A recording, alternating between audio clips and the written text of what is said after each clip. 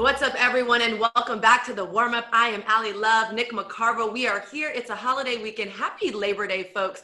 We're going to get into the world of tennis, but before we do, let's connect. Nick, how are we feeling today? Yeah, we're feeling pretty good. It's week 2 of the US Open, day 8. It's a Monday, but yeah, I think I'm ready for some tennis. Okay, before we get into tennis, I do want to drop a little love lesson in. It's been a couple days since we had one, and today we're going to talk about understanding. Understanding as a verb, it means being sympathetically aware of other people's feelings and being tolerant and forgiving. Now, Nick, for this one, I got the 3 Ds on understanding. It's different, it is deep, and it's dedicated. Understanding that's different means that it applies to everyone, easy to love those that are similar. Understanding that is deep means you gather all the information and you let the ego go. And understanding that's dedicated means you are committed to being tolerant and forgiving. I feel like that just sets the stage as we literally enjoy this holiday, set out on week 2, and connect with each other, the warm-up. Oh, Allie, I love that. I also think like seeing other people's perspective, understanding what you're going through or what I'm going through, I think that's sometimes something we miss out on, especially on social media. So I love that as a Monday morning lesson. Now we're going to break down what happened. We have loads of fun to get into, and we like to keep it light and fun on this show, but we must talk about the elephant in the room.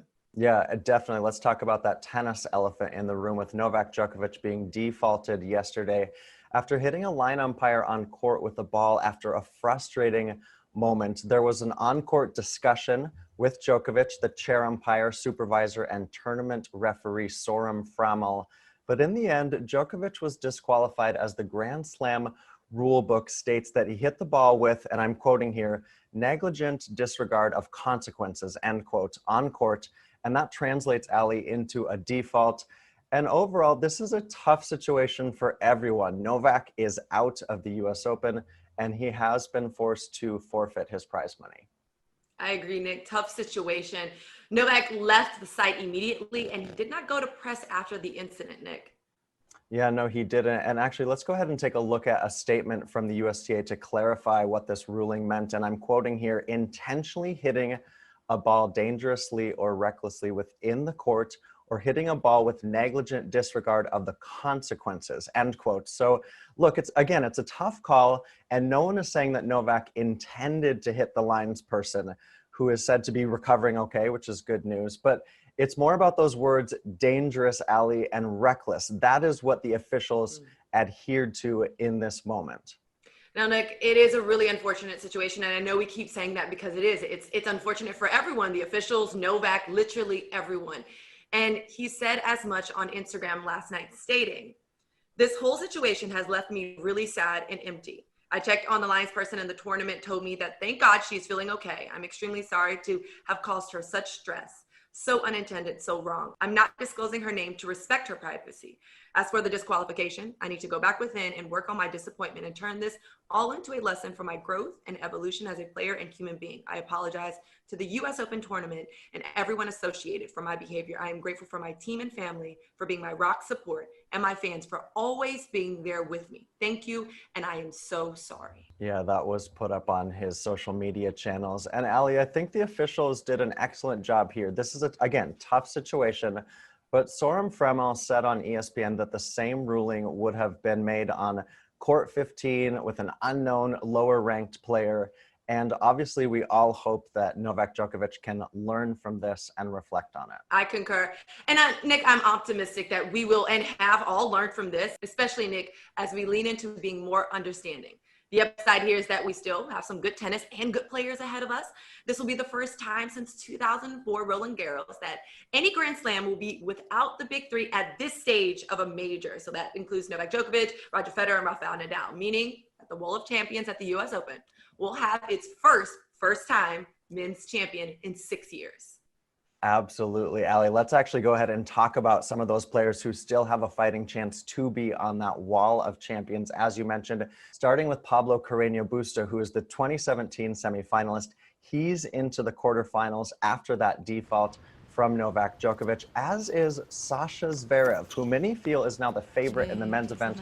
Zverev just had no trouble with Alejandro Davidovich Fokina. He lost just 5 games.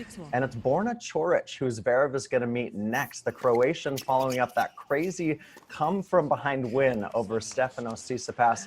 He easily breezed past Jordan Thompson of Australia, but not so fast for Zverev when he takes on Coric.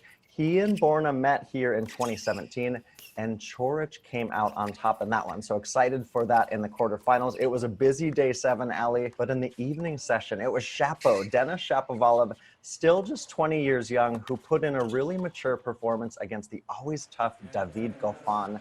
Denis is into his first Grand Slam quarterfinal. He hit 52 winners, 34 of 48 at net. He's the first Canadian man into the US Open quarterfinals in the Open era, and he gets Carreño Busta next.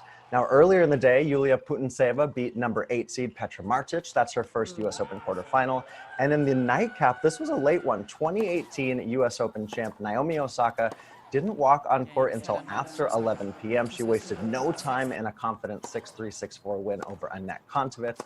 Osaka won 27 of 32 points on first serve, so that's clicking well for her. And Ali, she looked really strong and confident, but there's got to be a big challenge for her not even taking court until after 11 p.m. Absolutely. You said a late one. I say a next day one.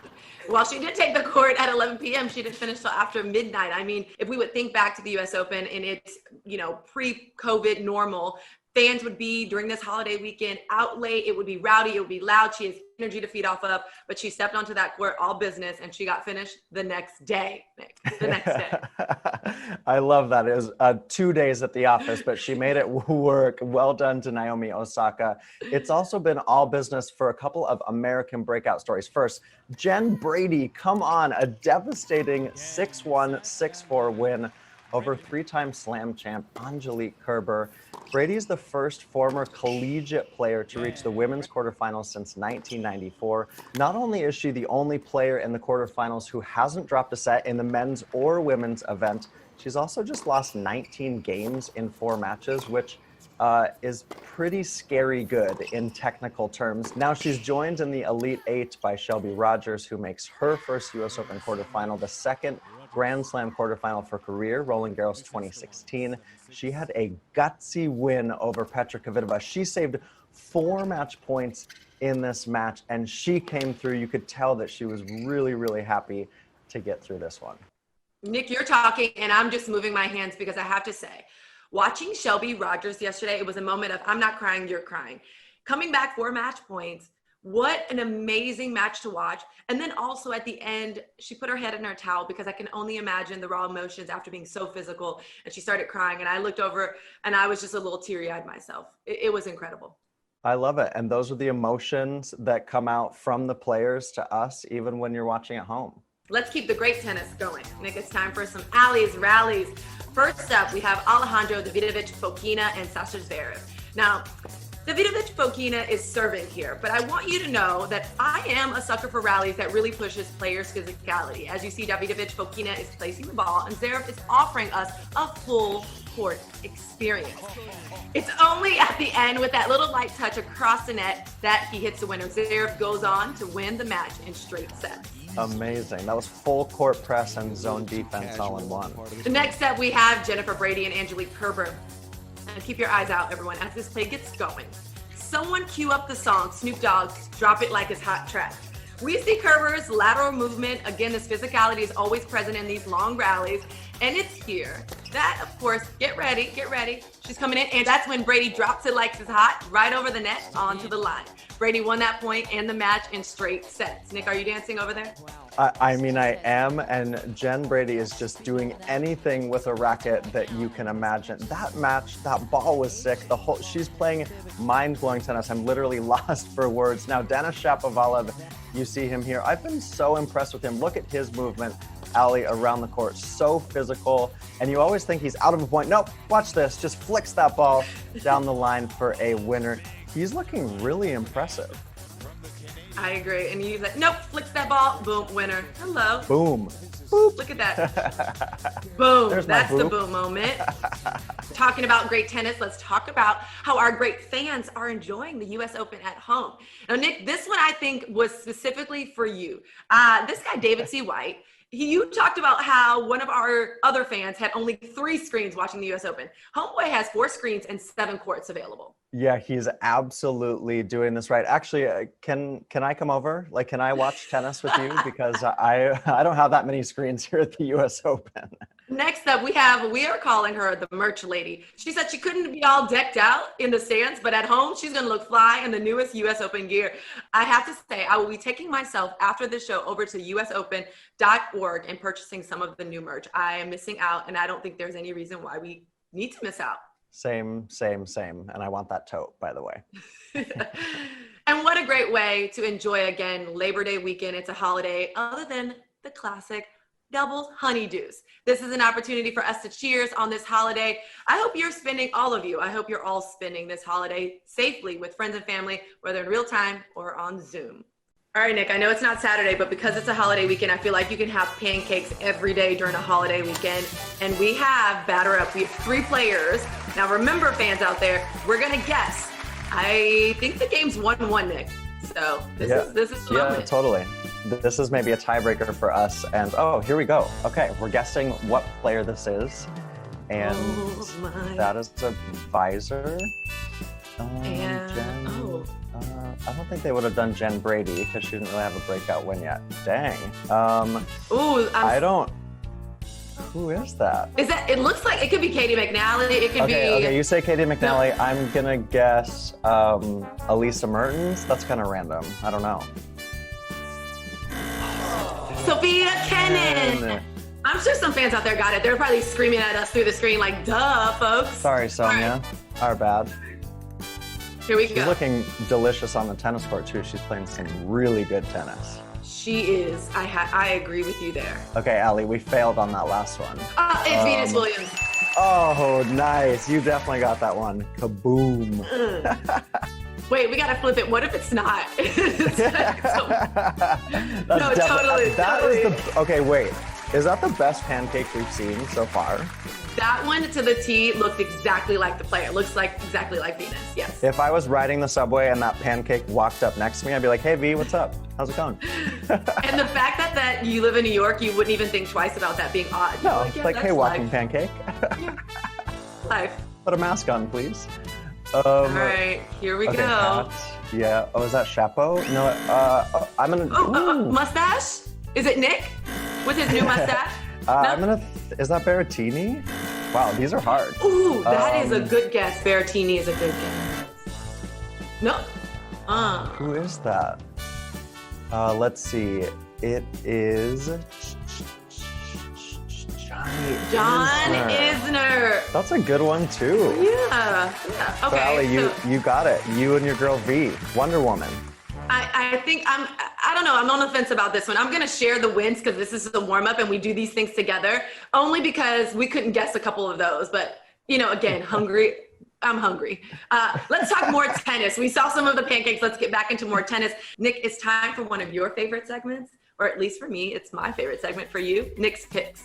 Let's do it. We were just looking at Venus Williams there in pancake form, and we've got Serena Williams on court. Here we go. I'm so excited for this one, Allie. It's Serena versus Maria Sakkari, the 25-year-old from Greece who's in her career best form.